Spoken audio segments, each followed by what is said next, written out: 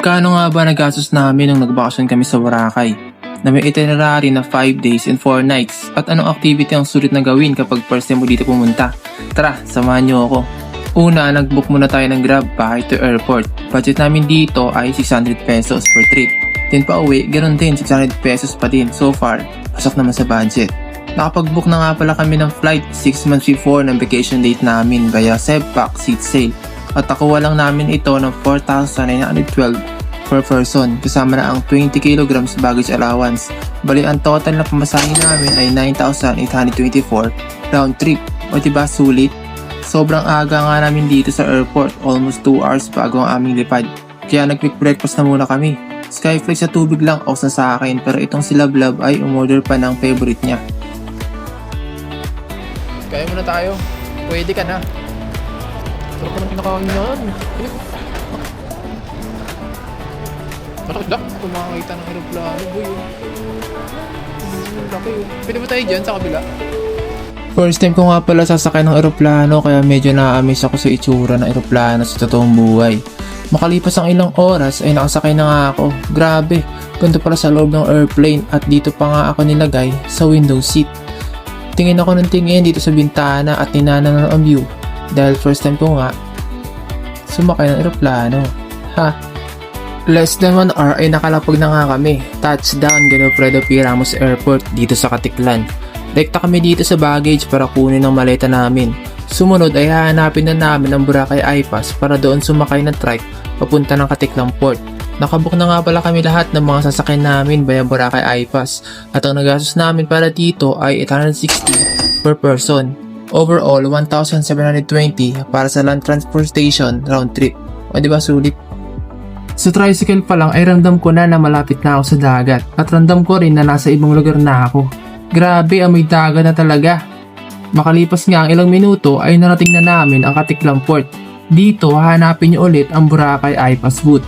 Bibigyan nila kayo ng ticket at i-assist nila kayo papunta doon sa ferry boat.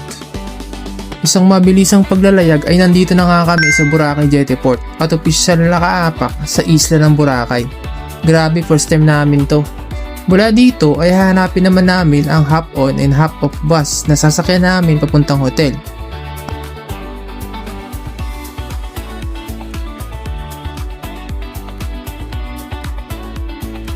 At ang tutuluyan nga namin ditong hotel ay ang Eurotel Boracay na may free breakfast for 5 days and 4 nights. At ang gastos namin dito ay 3,460 per person. Overall, 6,920 for accommodation. O diba sulit? Tara, mabilis ang room tour muna tayo.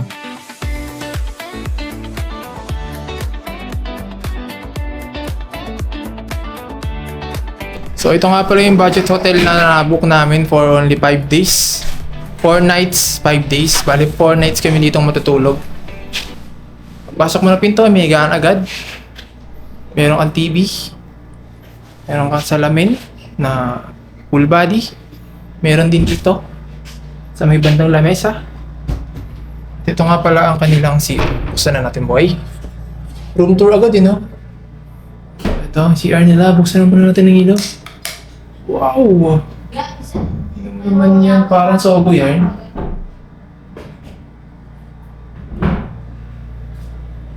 Yun lamang, dito na tayo sa ating hotel. So kami ay magpa-pack up muna, mag-aayos ng mga gamit at mag-BS at kakain mamaya sa baba.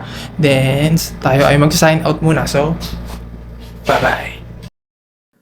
After namin mag-ayos at mag-BS, bumaba na nga pala kami kaagad para makita ng malapitan ng isla. So andito na kami sa labas, guys. Sama ko si Bobby.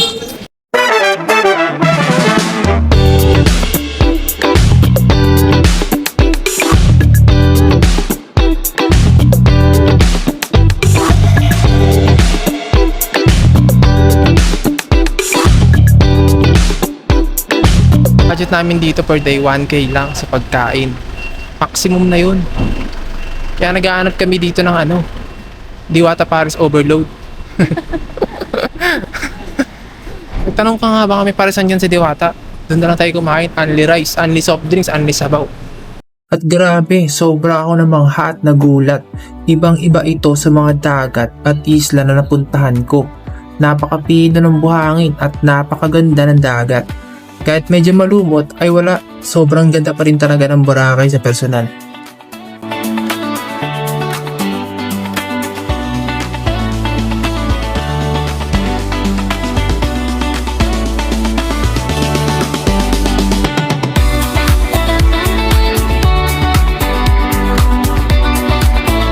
Dito ay naglakad-lakad na pala muna kami.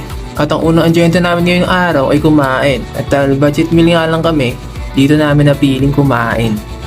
So nakahanap na kami ng munang kakainan. Siyempre nag-research na kami, no? Bago kami pumunta dito. So ang nakita ko ay ito. Si Boss Andox.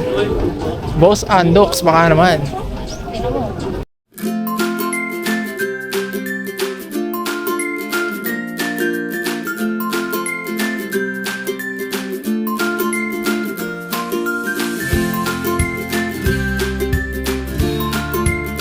Matapos ang sigugan dito sa Andox ay naglakad-lakad na nga pala muna kami dito sa beachfront ng Boracay.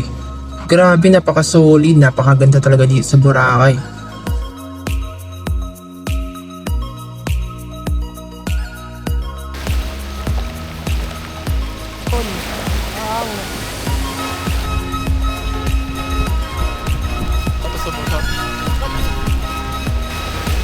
Nakita mo yun, yung mga lahig na yun, malapit dito. Fast forward around 7 PM ay napagpasyahan namin na gumala at maghanap ng makakain.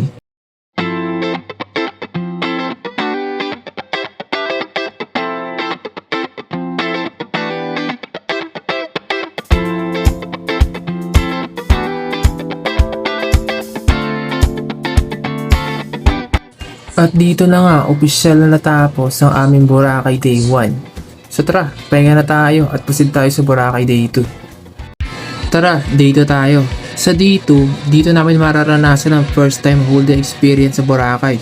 Kaya after namin mag heavy meal breakfast, ay rekta na nga pala kami sa beachfront para magbabad. At meron nga pala kami activity ngayon. Kami ay mag-crystal kayak adventure. So tara, samahan niyo kami mag-kayak. Let's go! So ayun, update lang. Tatry na namin yung crystal kayak dito sa Boracay. Pang!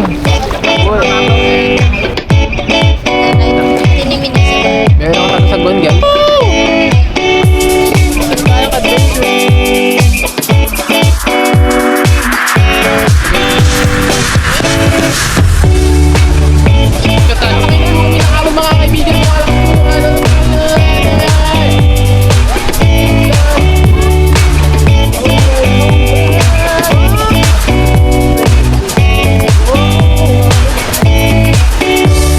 Katapos na kami mag-kayak.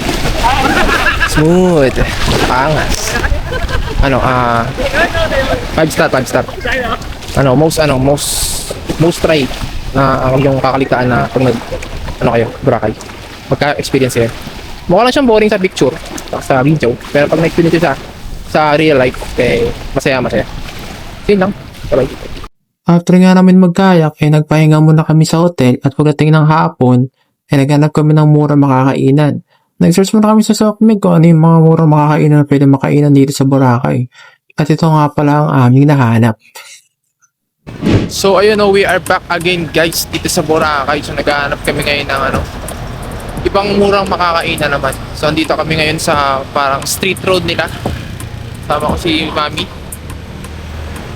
So kagising lang namin, di pa kami nagla-lunch kasi busog pa naman kami. Ngayon, trip na namin kumain. So, may nakita kami sa Facebook, ang pangalan niya ay Caninderia. So, Caninderia yung pangalan niya. So, hinahanap namin siya ngayon. Dito, malapit daw yun sa Save More. So, dito na kami, malapit na kami sa Save More. Caninderia style siya guys na kainan. So, punta kami doon. Samahan niyo kami. And 3, 2, 1.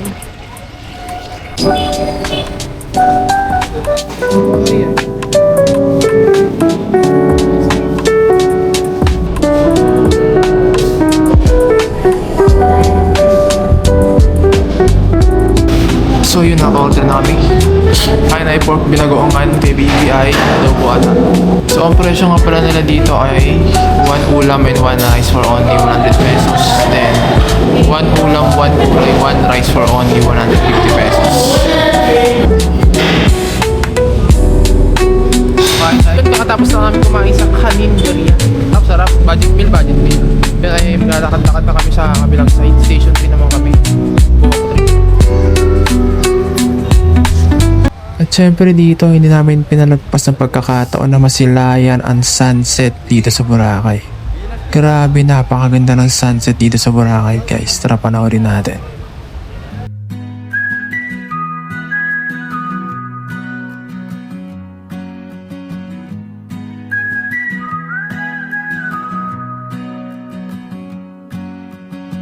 Rolling wheels on a sunburned road.